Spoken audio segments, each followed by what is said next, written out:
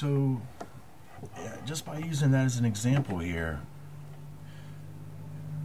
the shadow is entirely consistent. The truth of the understanding of the shadow, as it's all linked and connected back here to carbon, which is the very dust that we ourselves are formed from. This carbon is the shadow. It is the material. It's, if you were to burn anything, I don't care if it's metal, wood, glass, it doesn't matter.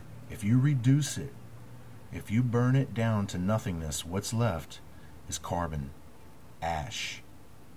That's what you'll find, that gray substance, carbon ash, and that's just the residual residue of the carbon atoms that are now devoid of what? Light and water. That's what has animated them into that structure.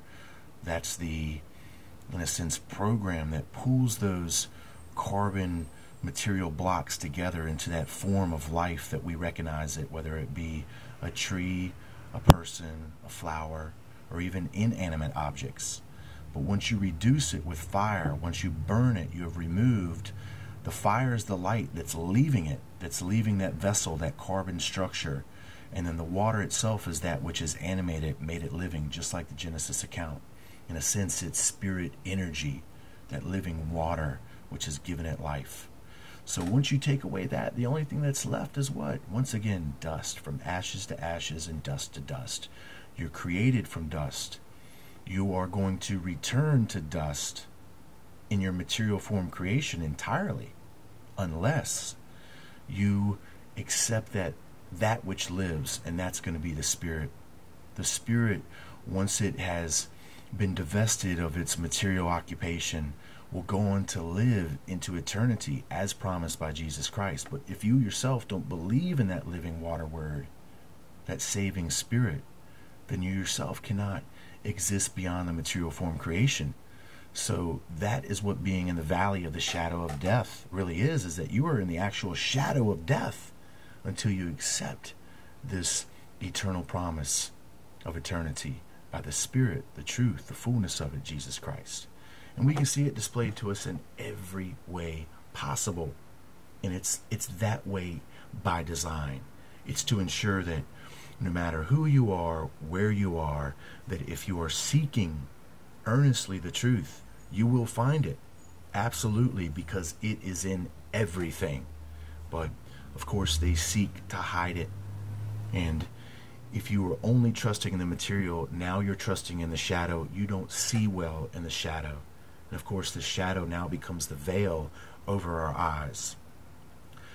If we connected all this up with the pencil, and we can see the consistency that it's representing, all linked back to carbon, all linked back to material form creation, now linked back to this very same letter that can kill if not being led by the Spirit. We've seen it in so many ways. Well, you might be asking like this. You're saying, well, what about the pen? The pen itself is used for writing, but it's not carbon. Does it have the same consistency of truth? Well, it does actually, believe it or not. And it's going to connect in a very unique way. Think about what we've kind of all come to learn just recently about this octopus. It's connected to Leviathan, the sea monster, who's connected back to this fallen prince, which is really who all this occultic worship is all about, to bring about this fallen prince, this dark knight, even being further symbolized as an octopus. Well, whether you know it or not, some form of octopus also inject ink into the water. To do what? To cloud, to cloak, to shadow themselves, to hide something, to hide their form, to hide their presence, their actuality, so they can get away clean.